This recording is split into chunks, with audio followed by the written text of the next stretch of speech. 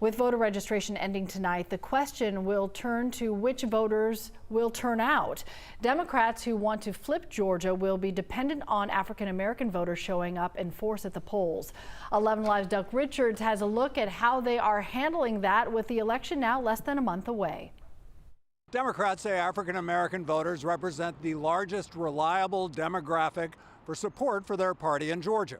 And they say for statewide candidates like Jon Ossoff running for the U.S. Senate against Republican David Perdue, black voter registration and turnout will be crucial in a state where no Democrat has won statewide office since 2006. But Democrats say they have data that shows a surge of new voters of color in the state just in the last 2 years. And a Southeast Atlanta preacher says his African-American parishioners are highly motivated to vote in this election. We are empowered, we're going to vote, and just like Martin Luther King told us, we shall overcome. I believe in my heart that we shall overcome. We're going to vote in big numbers.